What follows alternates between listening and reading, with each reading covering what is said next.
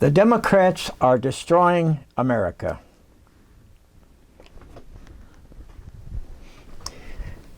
George Washington strongly admonished our nation's founders against putting their political party first above their country, or they would most assuredly destroy our nation. And it's happening today.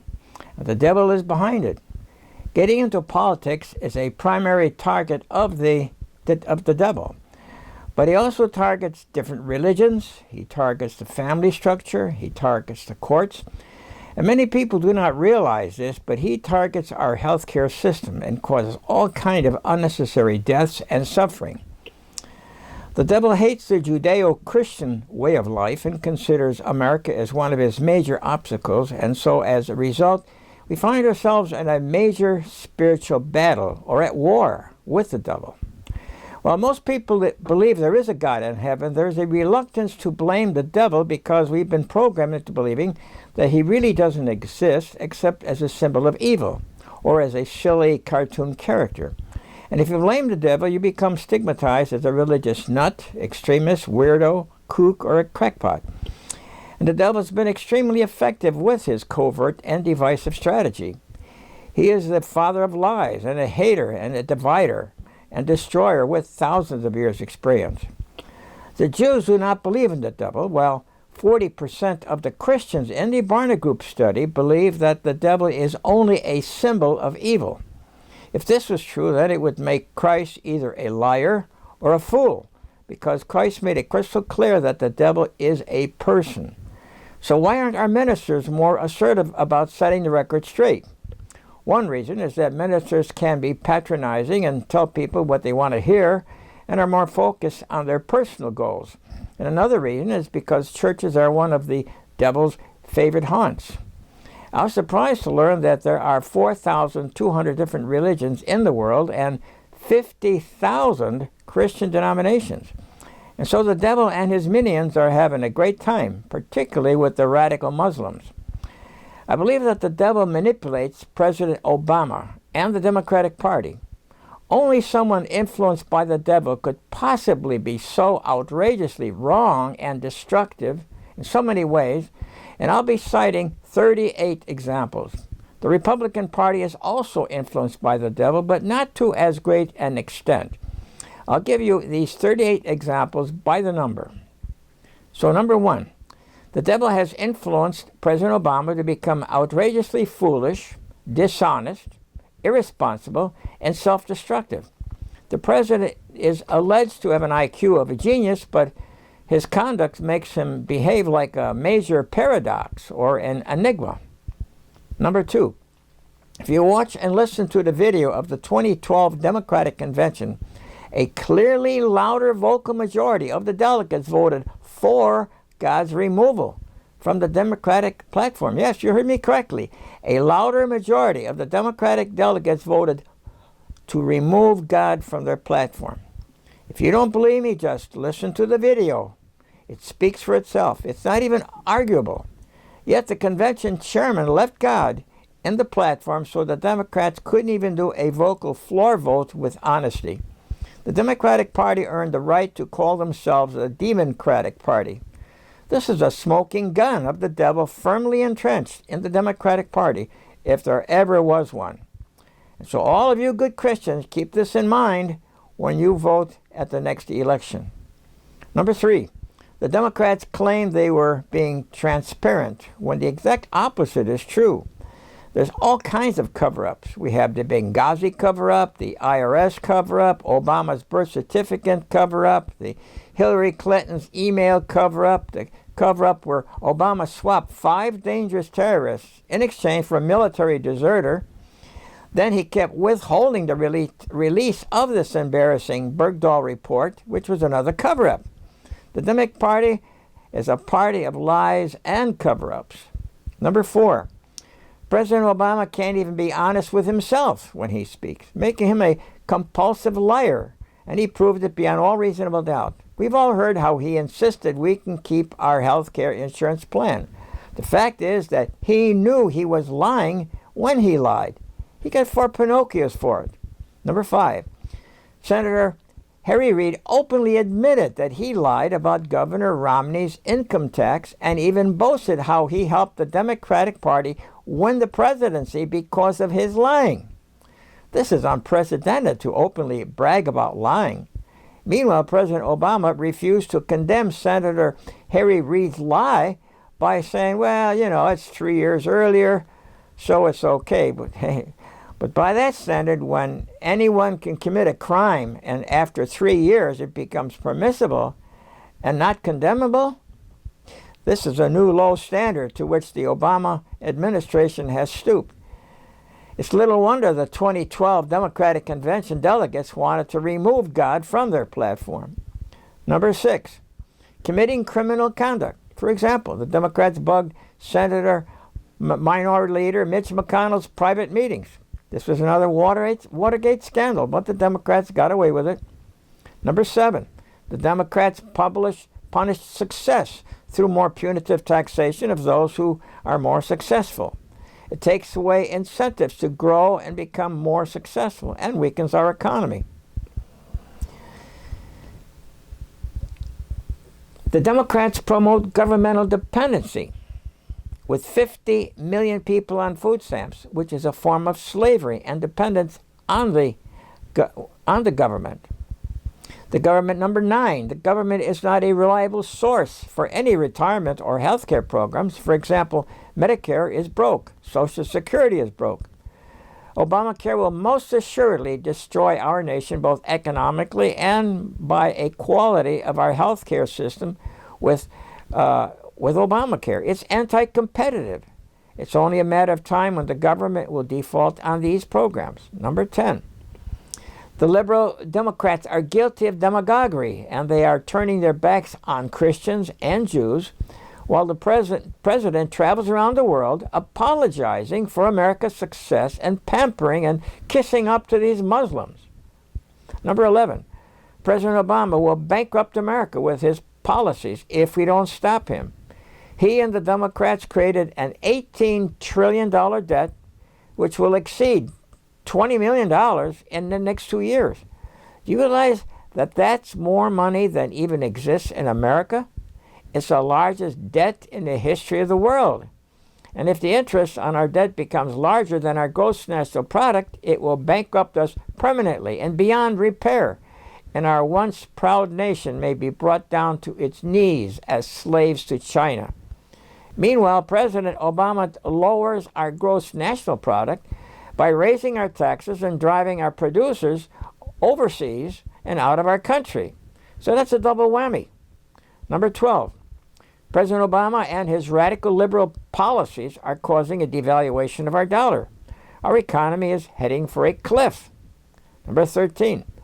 The Pentagon's nonpartisan report stated that Obama's policies present a grave danger to America's safety, but President Obama and the Democrats are ignoring these warnings. Number 14. Obama is slashing and weakening our military while rejecting the advice of his generals when he pulled us out of Iraq and gave ISIS an open door. Number 15. He's trashing our Constitution with unlawful presidential executive orders. Number 16. He's rewriting our immigration laws and allowing illegal immigrants into our nation. No civilized nation in the entire world is doing this. Only America. Number 17. He's using his executive decree to bring in 100,000 Muslims every year into America for the next 5 years. It's estimated that 15 to 20% of the Muslims in the world are willing to blow themselves up and kill others for their Allah. If only 5% are willing to blow themselves up to kill others, it still comes to 50 million potential walking bombs. Bringing these potentially lethal Muslims into America is insane, self-destructive, and suicidal, yet Obama's doing it. Number 18. The president put America at a serious Ebola risk by refusing to ban any travel to America from West Africa. Public health experts agree that this is being very irresponsible and dangerous. Number 19. President Obama vetoed the Keystone Pipeline and refuses to drill for oil in our public land, keeping us vulnerable for our oil supply from nations who hate us with a passion and would rather see us annihilated as they chant, "Death to America." Alaska could potentially make America an independent world-class oil producer. Obama claims he is protecting the pristine beauty of Alaska. That's a bogus reason, because much of where the oil would be drilled is cold, drab, and dark 6 months of the year, and it's not pristine. Its climate is depressing, and the suicide rate in Alaska is the highest in America. Let President Obama try to live there for 6 months and see how he likes it. This is not Hawaii. Number 20, he released 36,000 dangerous sex offenders and felons from our jails and made our streets less safe. Number 21, President Obama used the IRS to single out and attack conservative groups. The record shows the IRS director visited his office a recorded 157 times within 1 year. That's virtually every other day. He cannot explain or justify why he had the IRS visit him 157 times as being innocent. Conservative groups were declined tax-exempt status on a large scale. All this strongly suggests a felony was committed. Number 22, Donald Trump generously offered to donate $5 million to a charity of President Obama's choice if he simply revealed his birth certificate and school records. Obama not only chose to deny these poor people from getting $5 million, but even sarcastically made fun of Donald Trump's offer on a late-night talk show. No true Christian would ever do that, let alone snicker, ridicule, and make fun of an opportunity to help some less fortunate people receive this money. 23, constructive criticism of wrongdoings is being rejected as being politically incorrect or inappropriate. There was a time when the word discriminate was actually a good word, and people were able to discriminate between good and bad, but no longer today. This is the devil protecting the criminals and the deadbeats.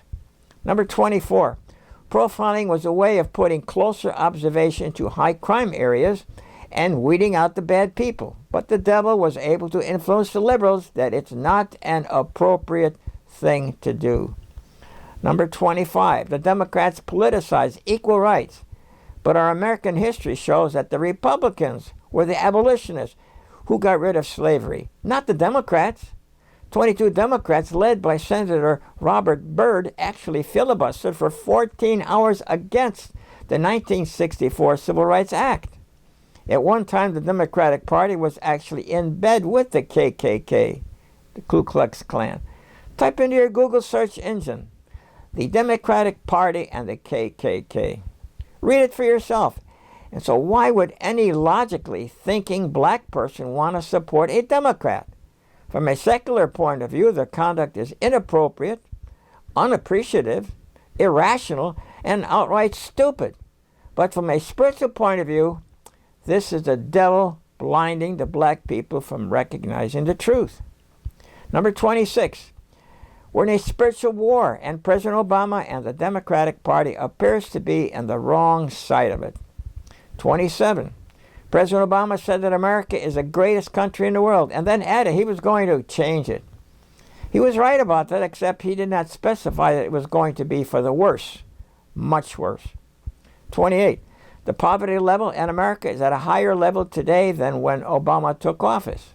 This indicates that his policies are a dismal failure, spending beyond our means by $1.3 trillion a year in failing projects, and doing the same thing year after year and getting deeper and deeper in debt and expecting different results is called insanity, according to Albert Einstein.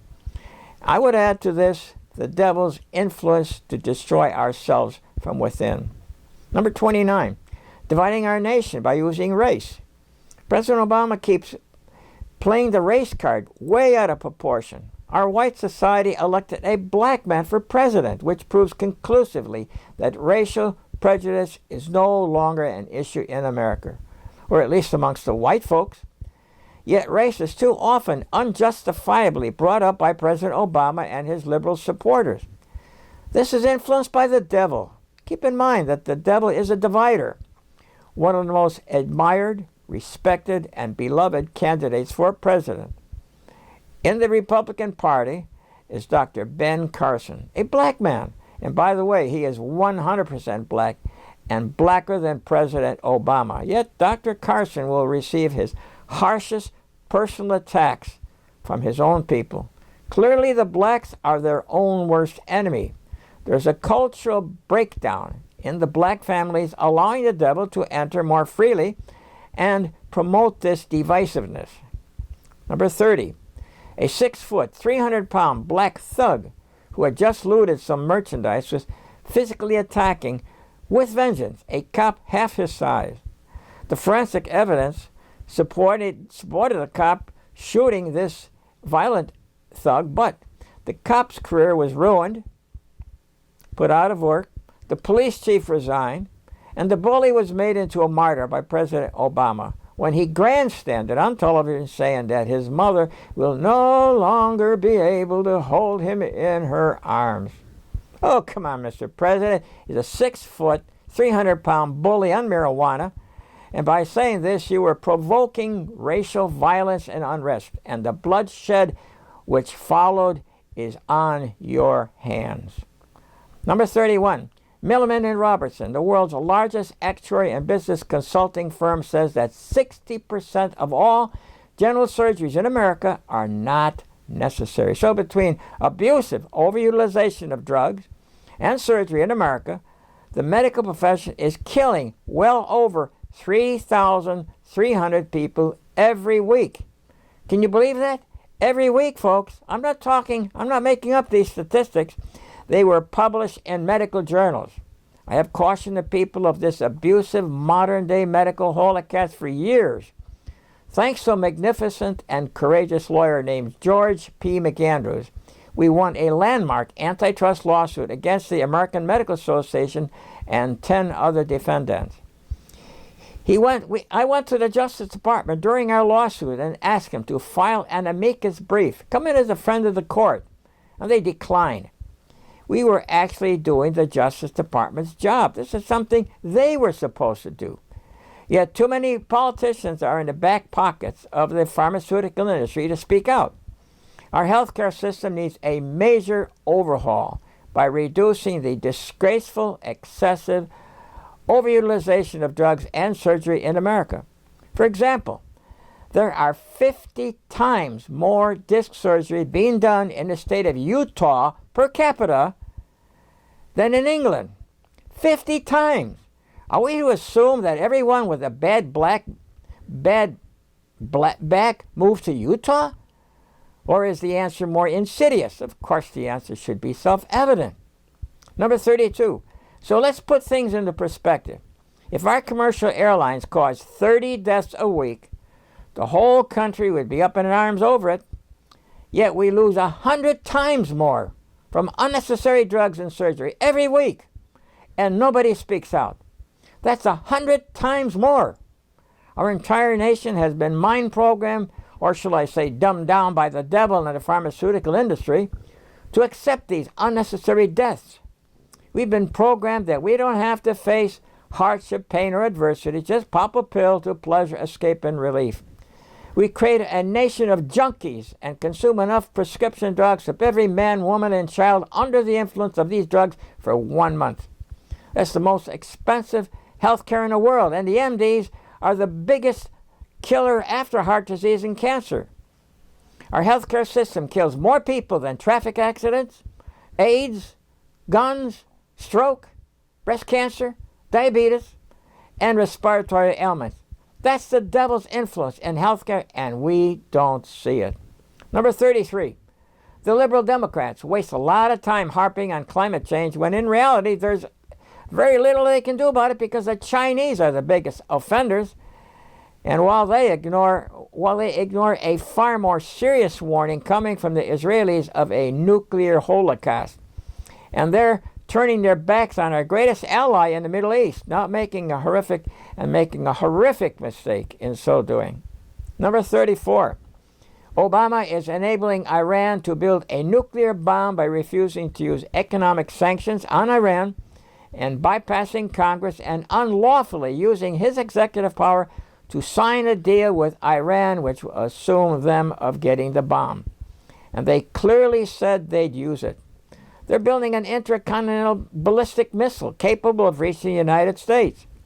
President Obama and the liberal Democrats are blinded by the devil from recognizing the seriousness of this matter. Number 35. Obama nominated a race-obsessed lawyer who tried to permanently free an unrepentant cop killer named Abu Jamal, who shot a cop in the face at close range, then even bragged about it. Can you believe that President Obama actually nominated this lawyer to head the Civil Rights Division of the Justice Department?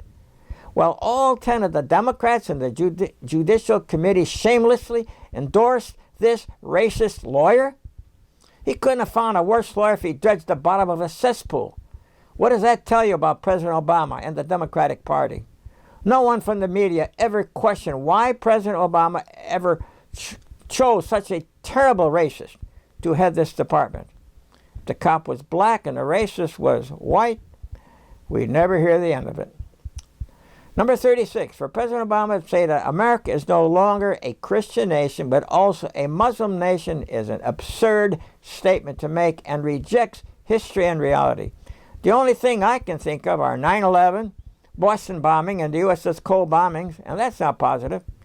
That's the devil influencing these radical Muslims and President Obama. Number 37. The election was virtually stolen by the devil and given to President Obama. The former Senate Majority Democratic leader, Harry Reid, openly admitted that he blatantly lied and even boasted about successfully lying about Mitt Romney's taxes. I looked into Harry Reid's eyes when he said that, and I saw the devil in his eyes. Number 38. If the devil was our president, he would exactly do what President Obama is doing today. I cannot think of one positive thing that President Obama has ever initiated in America. The wisest thing would be to impeach President Obama before he does 2 more years of damage. If you doubt my words, play this video back in 2 years, and you will have to agree. The Democrats, or should I say the Democrats, need to do some deep soul searching or they will be known as the party which destroyed America. What's happening today makes me want to weep for America and pray that the American people wake up, realize the imminent danger we all face under the Obama administration.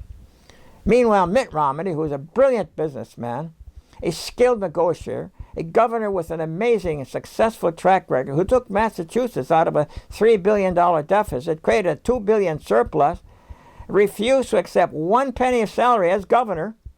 He took struggling companies and turned them into thriving enterprises, sold them at a profit, and donated nearly 20% of his profits to charity. He created Staples and 30,000 new jobs. He refused to accept 1 penny inheritance from his parents and donated all of his inheritance to charity. He took over the Olympics when it was in serious trouble and made it into a success and refused to accept a salary when he did it, while people who worked with him with the Olympics admired his administrative skill and integrity. And Mitt Romney is a strong Christian man who backed up his beliefs by spending 30 months in France at his own expense, bringing people to Christ. When he was in France, he heard on his car radio that black people could now become Mormon missionaries like he. He pulled off the road and wept for joy for them. And for the benefit of those nitpicky and picayune Christians, there are 50,000 Christian denominations in the world. And look at what we ended up with as president. Now, are you satisfied? I believe that Donald Trump didn't run for president last time because he felt that Romney had the qualifications to be president. Mitt Romney could still make a fine president because of administrative ability, integrity, his compassion for others, and his humble and unselfish commitment to serve his fellow man and put his country first above himself.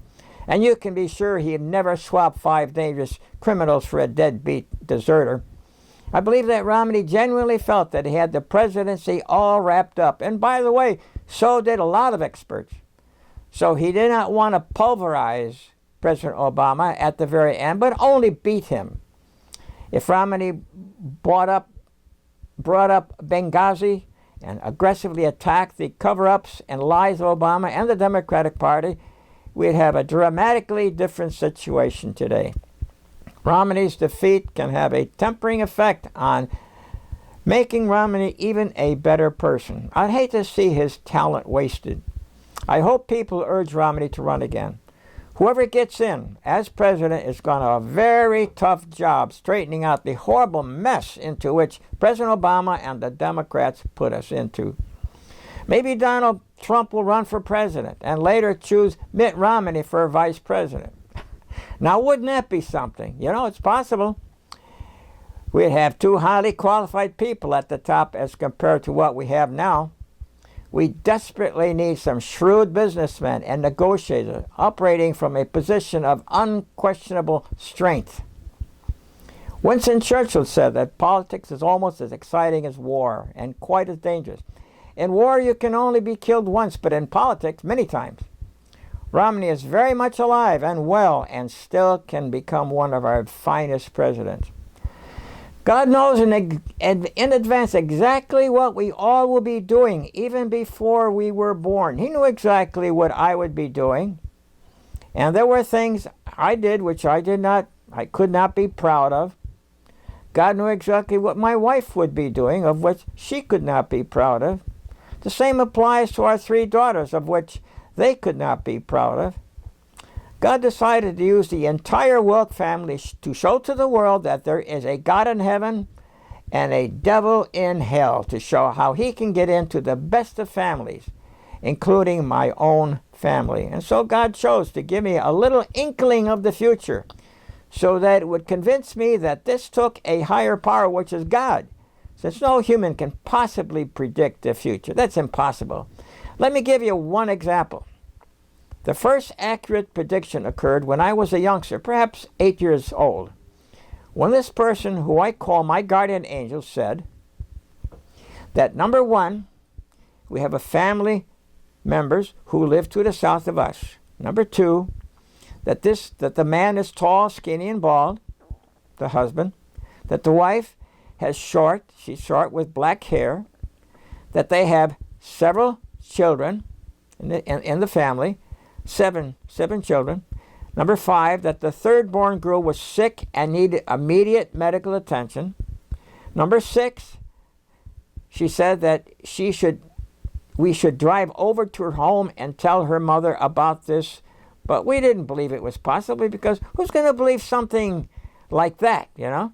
Number seven, she said if we ignore her warning, we would hear about her sickness from a friend by telephone. Number eight, she said it would be too late to save her life and she would die. Well, it happened. And my mother often lamented how she could have saved her niece's life had she only spoken up and told her brother. Her niece had tuberculosis and became too far advanced, and she passed away.